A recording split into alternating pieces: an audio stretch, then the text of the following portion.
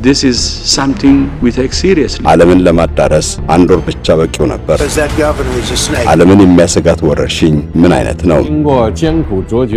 The world has never faced anything like this. ከመጀመሪያው ይልቅ የዚህ በሽታ ሁለተኛ ዙር ወረርሽኝ ከባድ ነበር። It has defeated more armies than any general. ሀገራት በማንኛውም ጊዜ ሊያገረሽባቸው እንደሚችል ይነገራል። We need all countries to work together. በቀላሉ ሊጠፋ በሚችል ልዩ ልዩ በሽታ ዛሬም ዓለም ትፈተናለች። የሰው ልጅ ከዳግማዊ ወረርሽኝ የሚተርፈው እንዴት ነው?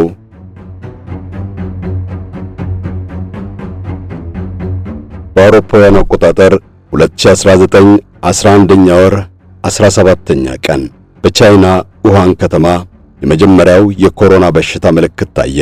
ከመነሻው የተለመደ በሽታ አለፍ ሲልም ሳምባ ምች እንደሚሆን ነበር የተገመተው። ከ6 ሳምንታት በኋላ የውሃን ሆስፒታል ባልደረባው ዶክተር ሊ ዌንሊያንግ በቻይናው የማህበራዊ ትስስር ገጽ ዊቻት የቡድን ውይይት ላይ ያልተጠበቀ መረጃ ወጣ። እሱ በሚሰራበት ሆስፒታል 7 ሰዎች ሳርስ በሚመስል ቫይረስ መጠቃታቸውን ገለጸ። ታማሚዎቹ ከከተማዋ የእንስሳት ስጋ ገበያ አካባቢ መምጣታቸውንም ነው ያሳወቀው። የቻይና የበሽታ መቆጣጠሪያ ማዕከልና የሕዝብ ደህንነት ቢሮ ሰራተኞች ዶክተር ሊ ወሬውን ማሰራጨቱን እንዲያቆም አሳስበውታል። እንደውም ቀድሞ የገለጸውን አስተባብሎ ይቅርታ መጠየቁን የሚዘረዝር ጽሑፍ ራሳቸው አርቅቀው እሱ ሳያምንበት አስፈረሙት። የውሃን ከተማ ባለስልጣናት ሌሎች ሐኪሞችም ጸጥ እንዲሉ አስጠንቅቀዋል። የከተማዋ ማዕከላዊ ሆስፒታል በዛን ወቅት ሳርስ በሚመስል ያልተለመደ በሽታ ታማሚዎች ቢጨናነቅም የቻይና መንግስት ግን በይፋ ሊገልጠው አልፈቀደም። ይልቁንም አፍኖና አዳፍኖ መመርመሩን መረጠ። ዓለምን ሳንዣበበው መቅሰፍት ቀድሞ ያሳሰበው ዶክተር ሊ ዌንሊንግ ከ2 ወር በኋላ በዚሁ በሽታ ሞተ። The world has never faced anything like this. We've never prepared for it. ቻይና መንግስት ነገሩን በመደበቁ ከሀገሩ አልፎ መላ ዓለምን ዋጋ አስከፈለ። ይሁንና ምርመራው ቀጥሎ በመጨረሻ ከሳርስ ኮሮና ቫይረስ ጋር 80% በጠባይ የሚመሳሰል ኮቪድ-19 የተባለ ቫይረስ እንደሆነ ተደረሰበት።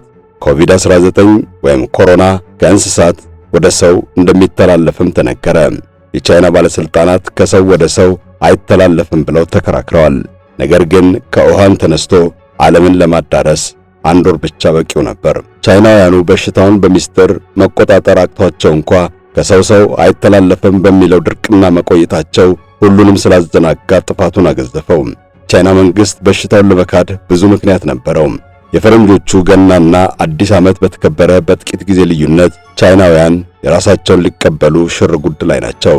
በዚህ ወቅት ያልተለመደ ወረርሽኝ መቀስቀሱ ለቻይና መንግስት ከባድ ኪሳራ ያስከትላል። ናሚን ፍራቻ የተያዘው ድብብቆሽ ብዙ አጉድሏል። ኮሮና የቅርብ ጊዜ ታሪካችን ነው። ዓለምን አተራምሶ ጋብ ካለ ጥቂት ዓመታት ነው የተቆጠሩት። የሰው ልጅ ከዳግማዊ ወረርሽኝ የሚተርፈው እንዴት ነው የሚለው ጥያቄ ግን አልተመለሰም። ዓለም በወረርሽኝ በተደጋጋሚ ተመታለች። የጊዜ ጉዳይ እንጂ ኮሮና ወይም ሌላ ከባድ ወረርሽኝ ወደፊት መከሰቱ የማይቀር ይመስላል። ኢቦላ ከ19 ጊዜ በላይ በተቀሰቀሰባት አፍሪካ በማንኛውም ሰዓት ከባድ መቅሰፍት ሊያስከትል እንደሚችል መጠርጠር ይበጃል። ለመሆኑ ዓለምን የሚያሰጋት ወረርሽኝ ምን አይነት ነው? አብዱ ሰመድ መሐመድ ዝርዝሩን አካፍላችኋለሁ።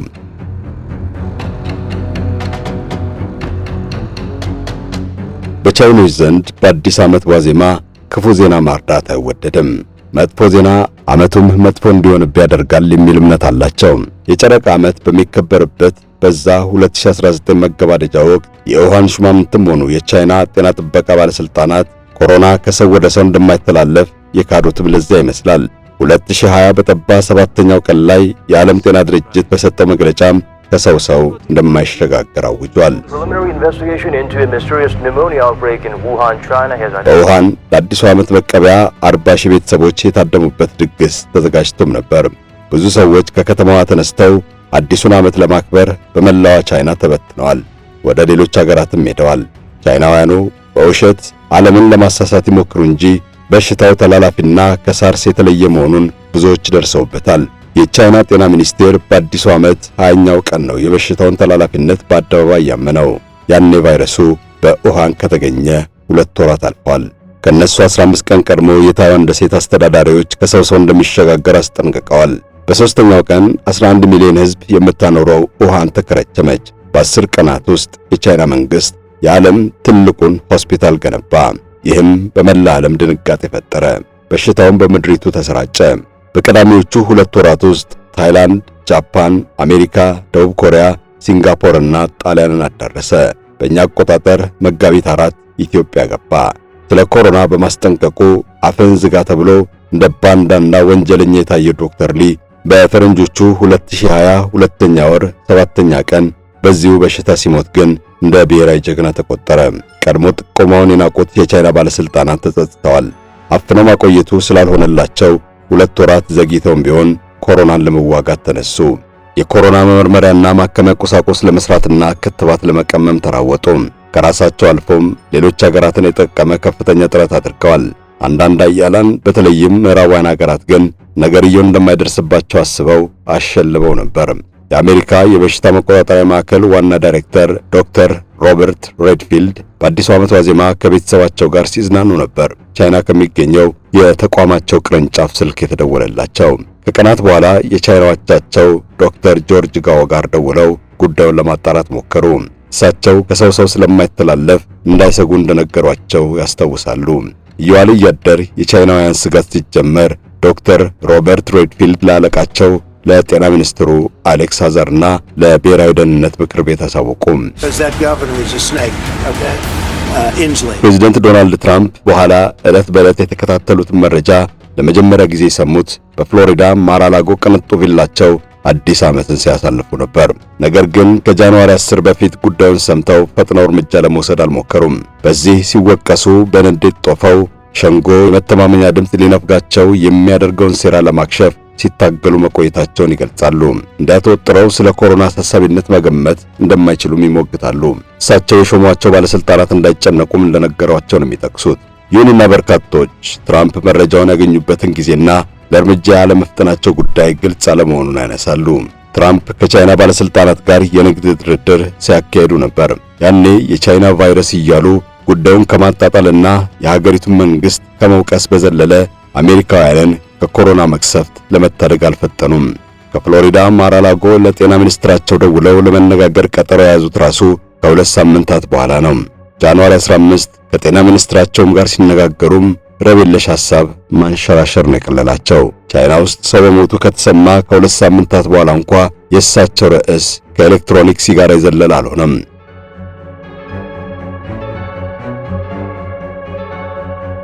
አሜሪካ እየረፈደባት ትራምፕና ባለስልጣኖቻቸው ተኝተዋል።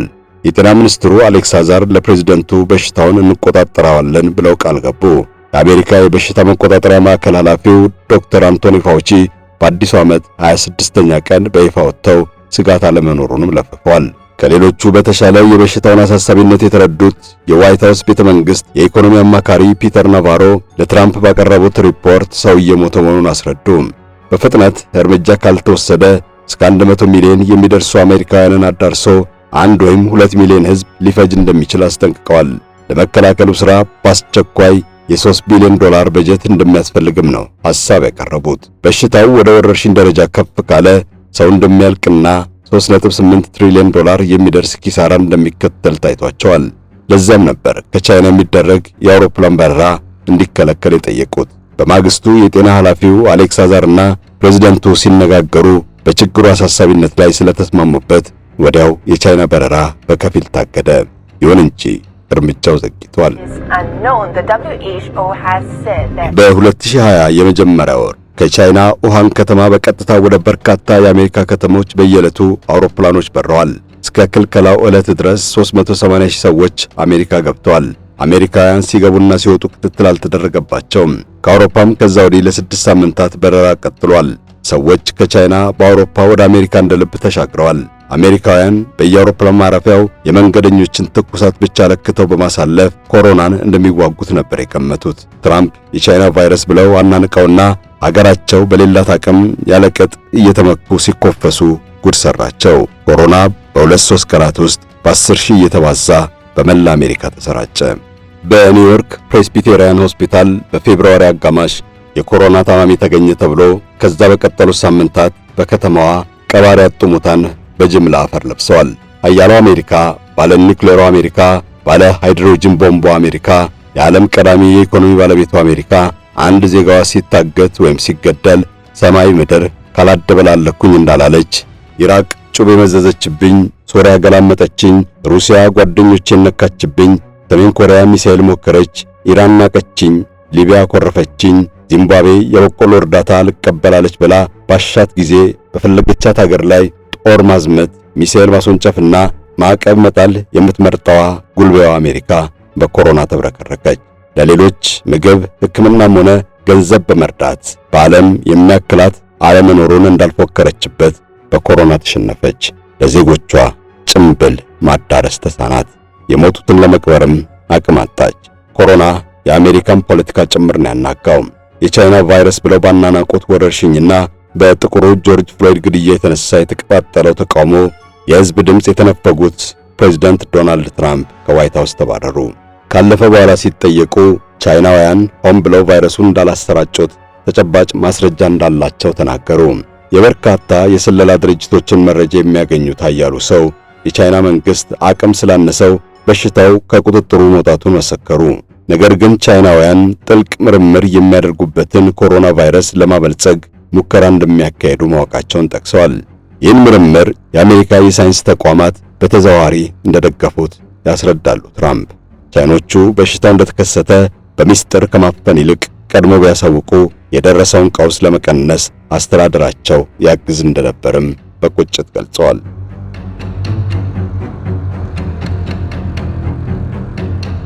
አንድ የ35 ዓመት ዕድሜ አሜሪካዊ ለ6 ሳምንታት ውሃን ከርሞ ወደ ሀገሩ ሲመለስ ታመመ። የሲያትል ነዋሪው ሰው ጃንዋሪ 15 ሆስፒታል እንደገባ ተለይቶ ክትትል ይደረግለት ጀመር። 5 ቀን አልፎ ኮቪድ-19 አሜሪካ ውስጥ መገኘቱ ይፋ ተደረገ። ያ ግለሰብ ነው መጀመሪያ በኮሮና መያዙ የተረጋገጠው። ከዛ ወዲህ ለአሜሪካውያን ኮሮና ከባድ መቅሰፍት ሆነ።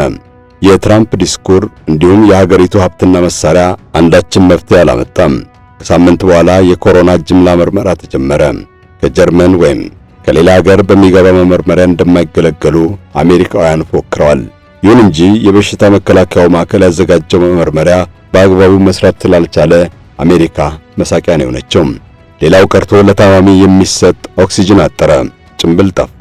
ችግሩ የአሜሪካን ውስጣዊ ውጥንቅጥ ነው ያጋለጠው። የምርመራ ውጤትም በዲጂታል መገናኛ ማስተላለፍ ከብዶ እንደ ጥንቱ በፖስታ ቤት ይላካል። የትራምፕ አሜሪካ በኮሮና መዘዝ ቀፎዋ ቀረ። ነገር ግን መቅሰፍቱ ከአሜሪካ አልፎ ምዕራብ አውሮፓውያን ሀገራትንም አድቅቋቸዋል። ከኢራን እስከ ሩሲያ ሁሉንም አንገዳገደ። ህንድና ፓኪስታን ተሽመደመዱ። አረቦችን አተራምሶ አፍሪካውያንንም አሸብሯል።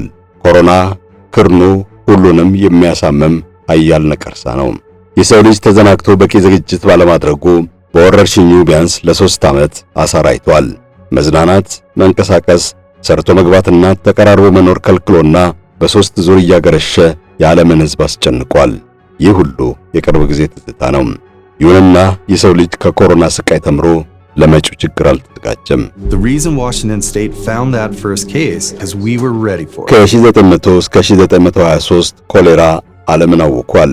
ከሰፊዋ ሩሲያና አውሮፓ ወደ መካከለኛው ምስራቅና ሰሜን አሜሪካ ተሻግሮ ብዙ ሰው ፈጅቷል። ቀስ በቀስ የቆሻሻ አወጋገድ ሲስተካከልና የከተማ ኗኗር ሲዘምን ነው ጋብ ያለው። በ1918 የተከሰተው የስፔን ጉንፋን ከባድ ዓለም አቀፍ ወረርሽኝ መሆኑ በታሪክ ይጠቀሳል። በአሜሪካ ካንዛስ በአንድ የጦር ሰፈር ነው የተቀሰቀሰው። በወቅቱ አንደኛው የዓለም ጦርነት እየተካሄደ ነበር። በጦር ሰፈሩ የነበሩ ወታደሮች ስልጠና ጨርሰው ወደ አውሮፓ የዘመቱት በሽታውን እንደያዙት ነው። ነገር ግን ስፔን ውስጥ በ1918 ኃይለኛ ሕመም እንዳለው ሲታወቅ መጠሪያው ከዚያው ተመዘዘለት። ስፔን ከጦርነቱ ገለልተኛ ስለነበረች የታመሙ ሰዎችን የተመለከተ መረጃ ለማሰባሰብና ይፋ ለማድረግ አልተቸገረችም። የስፔን ጉንፋን እስከ 1920 የዓለምን 1/3 ወይም 500 ሚሊዮን ሕዝብ አዳርሷል። ጦርነቱ የሰራዊት እንቅስቃሴ ስለሚጠይቅ በሽታውን ለመቆጣጠር እንቅፋት ነበረ። ከአውስትራሊያ በስተቀር ያልታየበት ቦታ የለም ይባላል። ከ50 ሚሊዮን በላይ ሕዝብ ገድሏል። በአንደኛው የዓለም ጦርነት ማብቂያ ነው ይህን ወረርሽኝ ለመከላከል አግልሎ ማቆየት፣ ንጽህናን መጠበቅ፣ ርቀትን መመጠንና እንቅስቃሴን መገደብ የመሳሰለው ጥንቃቄ የተጀመረው። በአሜሪካ ጉንፋኑ ጋብ እንዳለ ባክቴሪያ ወለድ ሌላ ወረርሽኝ ተነስቶ 675,000 ሰው አልቋል።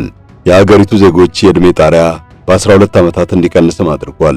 በሳይንስ H2N2 በተባለ ቫይረስ የሚመጣው የእስያ ጉንፋን ወረርሽኝ በ1957 ሁለተኛ ወር ሲንጋፖር ውስጥ ተቀስቅሶ ወዲያው ወደ ቻይና፣ ሆንግ ኮንግ፣ ብሪታንያና አሜሪካ ተስፋፋ።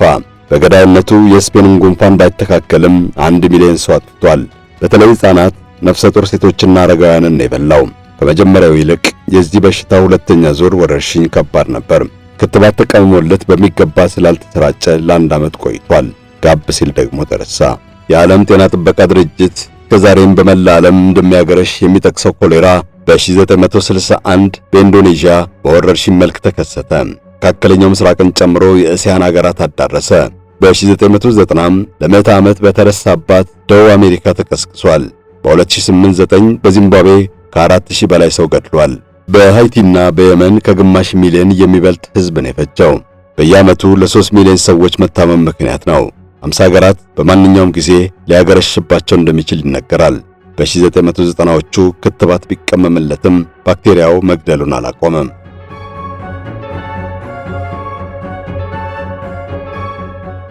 በ1968 በኤች3ኤን2 ቫይረስ ሳቢያ የተቀሰቀሰው የሆንግ ኮንግ ጉንፋን ወረርሽኝ ከእስያ ባለፈ አውስትራሊያ፣ አውሮፓ፣ ሰሜንና ደቡብ አሜሪካ እንዲሁም አፍሪካን አተራምሷል።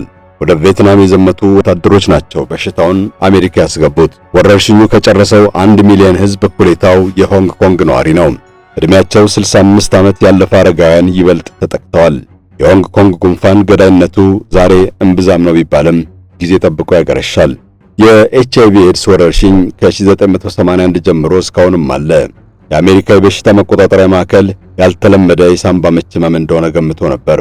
ከጊዜ በኋላ ነው በሽታን የመከላከል አቅምን የሚያዳክም ያልነበረ ችግር መሆኑ የተረጋገጠው። በ1990ዎቹ ኤድስ በ25 እና 44 ዓመት የዕድሜ ክልል የሚገኙ ሰዎችን አብዝቶ ገድሏል። የተባበሩት መንግስታት ድርጅት ሁኔታው ሲያሰጋው 1996 ላይ የጸረ ኤድስ ማስተባበሪያ ቢሮ መሰረተ። ዋና መተላለፊያው ልቅ የግብረ ሥጋ ግንኙነት መሆኑ እስከሚታወቅ በምን መከላከል እንደሚቻል ግራ አጋብቶ ኖሯል።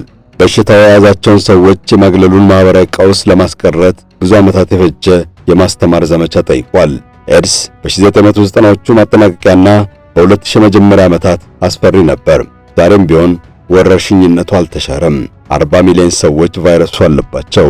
ከነዚህም 2/3 የሚሆኑት ኢትዮጵያን ጨምሮ የሳሃራ በታች አፍሪካ ሀገራት ዜጎች ናቸው። የአሜሪካ የቀድሞ ፕሬዝዳንት ጆርጅ ቡሽ ትንሹ በ2003 አስቸኳይ ጊዜ የጸረ ኤድስ ፕሬዝዳንታዊ የገንዘብ እርዳታ በእንግሊዝኛ ምህጻሩ ፔፕፋር ብለው የጀመሩት ፕሮጀክት የብዙ ሚሊዮን ሰዎችን ሕይወት ታድጓል።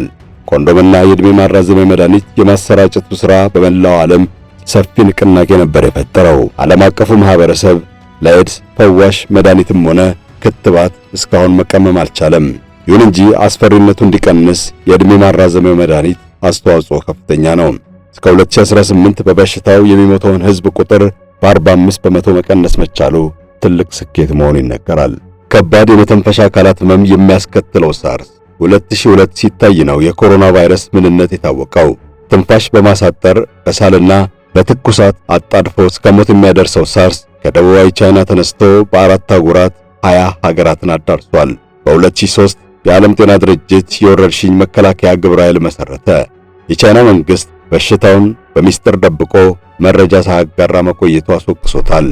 ከትርኝ የሚተላለፈው ሳርስ 800 ሰዎችን በቻይና በተለይም በሆንግ ኮንግ መግደሉ ተመዝግቧል። በ2009 በአሜሪካና ሜክሲኮ የአሳማ ጉንፋን ወረርሽኝ ነበር። ወጣቶችና ታዳጊዎችን ያጠቃው። በመላ ዓለም 600 ሺህ ገደማ ሰው ቀጥፏል። አሜሪካ በተናጠል ከ12500 በላይ ሰዎች አጣለች። የአሳማ ጉንፋን በዓለም አቀፍ ወረርሽኝነት ተፈርጆ ዕድሜያቸው ከ60 ዓመት በታች ለሆኑ ሰዎች ስጋት ፈጥሮ ነበር። በርካታ የዓለም ሀገራት መንግስታት ዜጎቻቸውን ወደ ሰሜን አሜሪካ እንዳይጓዙ እስከ መከልከል ነው የደረሱት። በ2010 ወረርሽኙ ጋብ ቢልም አለፍ ገደም እያለ ያገረሻል። የዛሬ 14 ዓመት የግመል ወይም የመካከለኛው ምስራቅ ጉንፋን ተከሰተ። መነሻው ሳዑዲ አረቢያ ጅዳ ሆኖ ከ10 በሚበልጡ ሀገራት ታይቷል። ከታመሙት 2500 ሰዎች 850 ያክሉ ሞተዋል። በትንኝ የሚተላለፈው ዚካ ቫይረስ ወረርሽኝ የ2015 ክስተት ነው። በብራዚል የተቀሰቀሰው ዚካ ነፍሰ ጡር እናቶችን አጥቅቷል። የሚወልዱትን ልጅ ጭንቅላትና አካል ቅርጽ የሚያዛባ በሽታ ነው። ብራዚል የ2016ቱን የሪዮ ኦሎምፒክ ለማስተናገድ ሽር ጉድ እያለች መከሰቱ መላ ዓለምን ነበር ያሳሰበው። የአንዳንድ ሀገራት መንግስታት ሴቶች ለጊዜው ጽንስ እንዳይቋጥሩ ሁሉ መክረዋል። በ1940 ዩጋንዳ ውስጥ የተገኘው ዚካ ቫይረስ ባህር ተሻግሮ ብራዚል ላይ መታየቱ እንቆቅልሽ ነው። ጉዞ እስከ ማሰረዝና እንቅስቃሴ እስከ መገደብ የደረሰው ዚካ እንደተፈራው የከፋ ጉዳት ሳያስከትል በ2016 ጋብ ማለቱ በይፋ ታውጇል።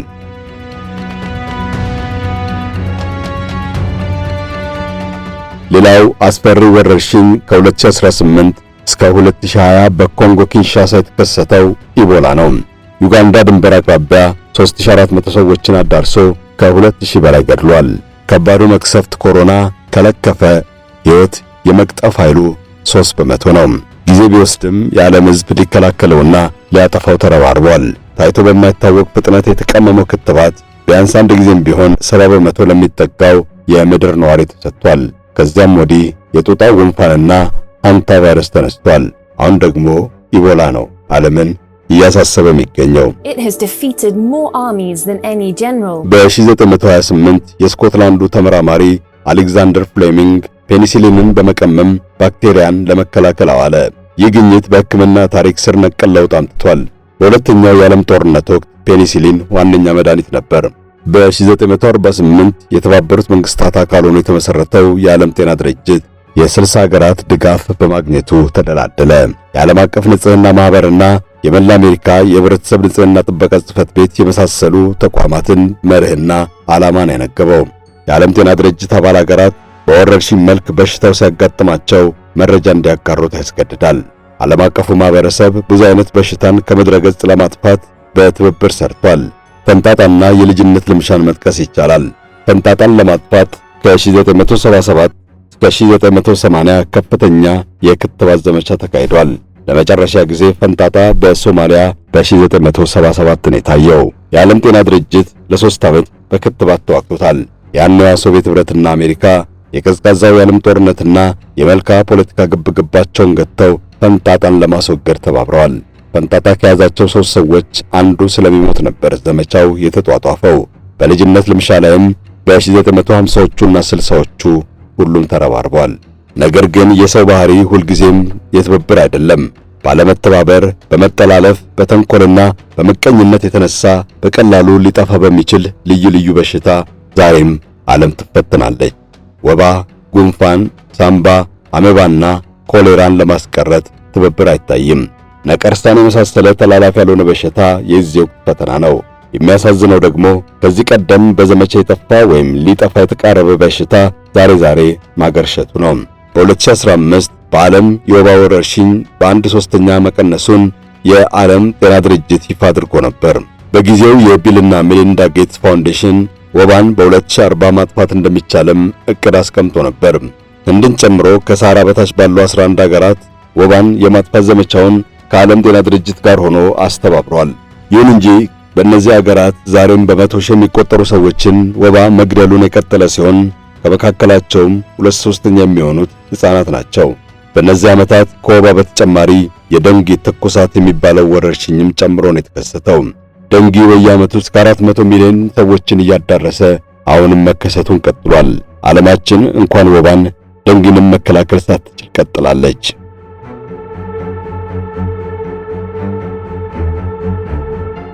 በ2014 ደግሞ የልጅነት ልምሻ ተቀሰቀሰ። በ1950ዎቹና 60ዎቹ በተደረገ የክትባት ዘመቻ ከምድረ ገጽ ጠፋ የተባለው የልጅነት ልምሻ ዳግም በአፍሪካና በእስያ አንዳንድ ሀገራት መከሰቱ የማይታመን ነበር። የልጅነት ልምሻ በርካታ ታዳጊዎችን መራመድና መንቀሳቀስ የማይችሉ አድርጎ ያስቀረ በሽታ ሲሆን በክትባት ዘመቻ መጥፋቱ ታውጆ ነበር። ይሁን እንጂ ከዓመታት በኋላ ካደባበት ብቅ ብሎ በአፍጋኒስታንና ፓኪስታን ተከሰተ መባሉ አልተጠበቀም። ሳምባ ነቀርሳ፣ ኤችአይቪ ኤድስ፣ ነቀርሳ፣ የእብድ ውሻ በሽታ፣ ጨብጥና ቂጥኝ፣ ደም ብዛት፣ ኩላሊትና ስኳር ወይም ሌላ ተላላፊና ተላላፊ ያልሆነ በሽታ ዛሬም የዓለማችን ችግር ሆኖ መቀጠሉ ብዙ ያጠያይቃል። መንስኤውም ሆነ መፍትሄው የሚታወቅ ብዙ አይነት ህመም በጸጥታ የሰውን ልጅ እየገደለና ሀብት እየበላ እንዲቀጥል የተፈቀደለት ይመስላል። የሰው ልጆች የአእምሮ ልህቀትና ዕውቀት፣ የሳይንስ ግኝት፣ ፈጠራና የቴክኖሎጂ ውጤት እጅግ በተራቀቀበት ዛሬ ኮሮና፣ ኢቦላ፣ ሃንታ፣ ማርበርግና የዝንጀሮ ፈንጣጣ መፍትሄ የሌለው ችግር ሆኖ መከሰቱ ብዙ ያመራምራል። ዓለም ከወረርሽኝ ባለመላቀቁና ምድራችን ከበሽታ ባለመጽዳቷ የሚጠቀም አካል መኖሩ የሚያስጠረጥረውም ለዚህ ነው። በሽታ፣ ሕክምና ወይም መድኃኒት ትልቅ የዓለማችን ንግድ አንቀሳቃሽ ነገሮች ናቸው። በዚህ የተነሳ ወረርሽኝ በተደጋጋሚ መከሰቱ ይቀጥላል። የጦርነት ጥበብ መጽሐፍ ደራሲ ሰንዙ በማንኛውም ቀውስ ውስጥ ጠቃሚ ዕድል እንዳለ ከክርስቶስ ልደት በፊት ከትቧል። ይህም ከጦርነት ባሻገር ለተለያየ ጉዳይ ይሰራል። በጤናው ዘርፍ በተለይ ይህን መርህ የሚከተሉ ቀላል አይደሉም። ሰዎች ጤናቸውና ተጎሳቁለው ከችግር ለመውጣትና በሕይወት ለመቀጠል ሲሉ ሕክምና መፈለጋቸውን ለትርፍ የሚያውሉት አሉ። ሰንዙ ከሺህ ዓመታት በፊት የከተበው ጥቅስ በተለይ ለመድኃኒት ነጋዴዎችና ሕክምናን መገልገያ ላደረጉ ሰዎች በደንብ የሚሰራ ነው። በሰዎች ሕመም የሚነግዱ በጤናው ዘርፍ ብዙ ናቸው። ስቃይና ችግርን እንደ መልካም ትርፍ ማጋበሻ አጋጣሚ ይቆጥሩታል። እንደ ኮሮና ባለው ዓለም አቀፍ መቅሰፍ ሀብት የሰበሰቡበትን አጋጣሚ በቅርቡን የታዘብነው። በርካቶች የሰውን ልጅ ለማትረፍ ሌት ተቀን ደክመው ክትባትና መድኃኒት ለመቀመም ሲተጉ፣ አንዳንዶች በአልኮል በጓንትና በኦክሲጅን ላይ ዋጋ በመጫን ስንጥቅ ለማትረፍ ተሯሩጠዋል። ኮቪድ ሁላችንንም መውጫ መግቢያ ባሳጣበት ወቅት ሳኒታይዘርና የአፍ መሸፈኛ ጭንብል ደብቀው የተጋነነ ዋጋ ሲያስከፍሉ የነበሩ ነጋዴዎችን እናስታውስ። ይህ ግን በኮሮና ዘመን ብቻ ሳይሆን ኢቦላ ምዕራብ አፍሪካን ባሸበረበት በ2014-15 አካባቢን ታይቷል። በሰዎች ሕመምና ስቃይ መነገድ የሞትና ሕይወትን ጉዳይ የትርፍ ምንጭ ማድረግ ተደጋግሟል። ወደፊትም ይህ የሚቆም አይመስልም። ለሰው ጤና ሲሉ ውድ ሕይወታቸውን የሚከፍሉ ሐኪሞችን ግን መርሳት አይቻልም። እንኳን አስታማሚ ቀባሪ በጠፋበት ጊዜ በአንድ ዓመት ልፋት ዓለምን የሚታደግ ክትባት የቀመሙ ጀግና የሕክምና ሊቃውንት ሁሌም ሲታወሱ ይኖራሉ። በአስቸጋሪ ሁኔታ ውስጥ የሰዎችን ሕይወት ለመታደግ የለፉ ሐኪሞች ምስጋና እንጂ ወቀሳ አይገባቸውም። ሕይወታቸውን ለአደጋ አጋልጠው ታማሚዎቻቸውን ለማትረፍ መስዋዕትነት የከፈሉ አያሌ ናቸው።